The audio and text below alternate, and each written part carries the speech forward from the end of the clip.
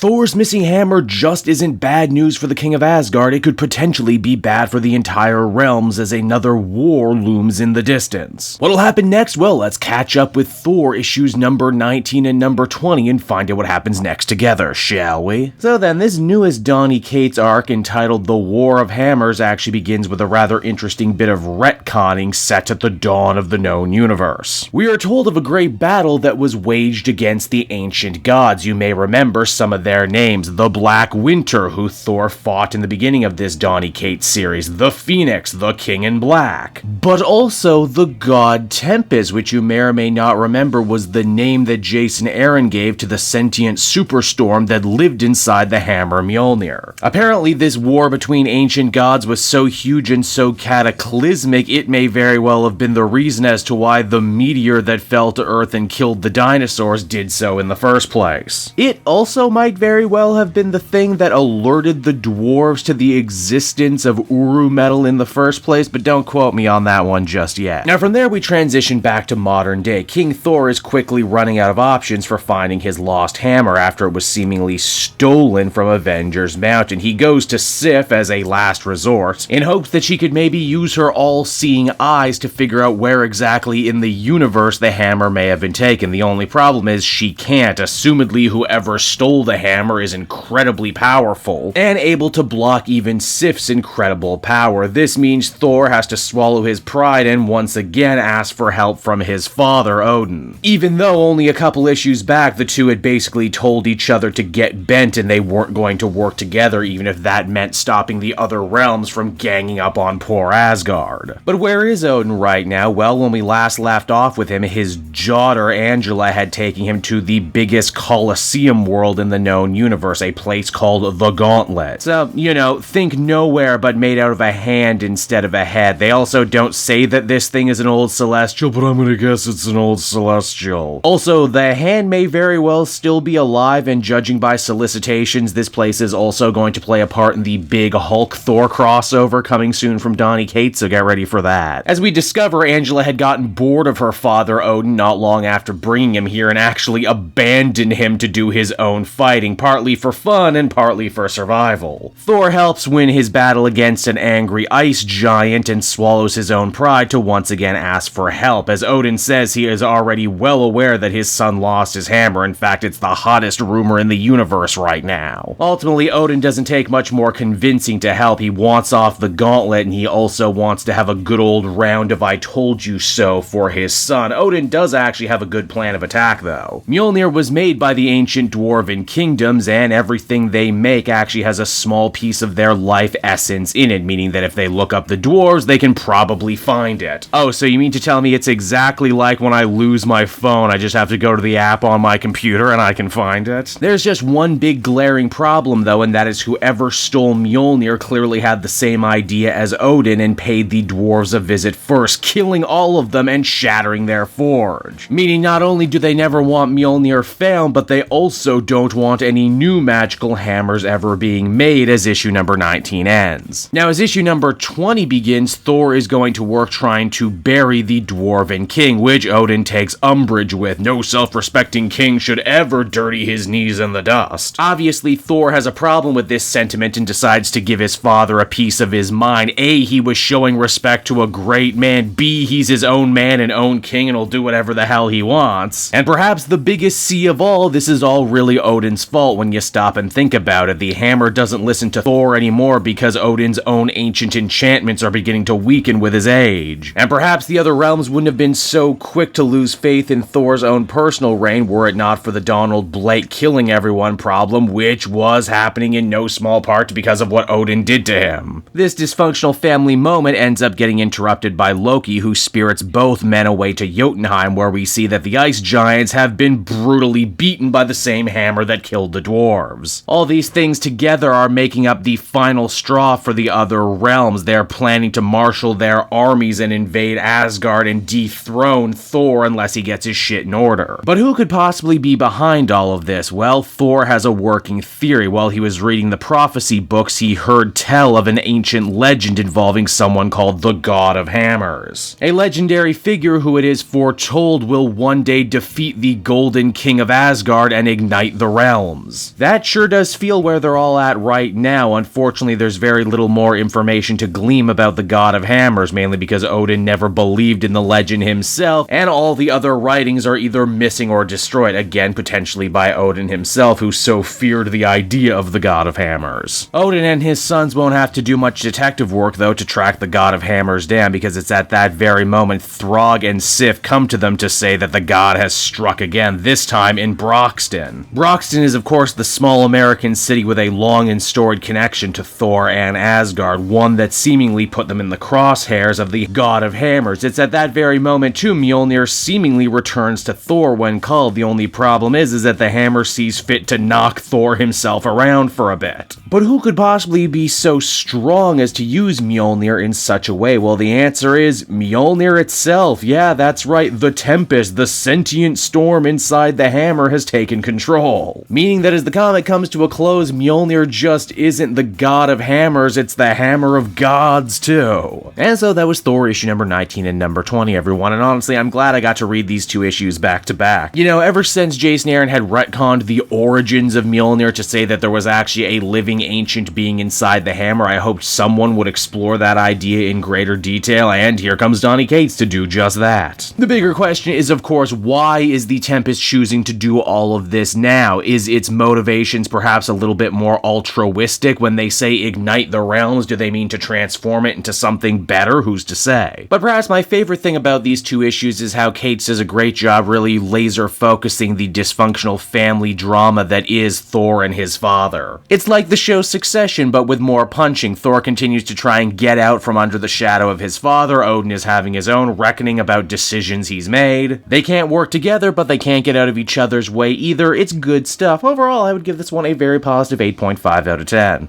Hey there everyone, Kate Joel again, and I just want to thank you so much for watching to the end of the video. It means a lot to me. And hey, if you enjoyed the book I covered in this issue and want some comics of your own, might I recommend Book Depository? It's my #1 place for shopping for comic book trades. You get a great price, and if you use my link down in the description, you'll actually be helping me out at the same time. You get something, I get something, everybody wins, right? So until next time everyone, I've been Joel, and I will see you in the next video.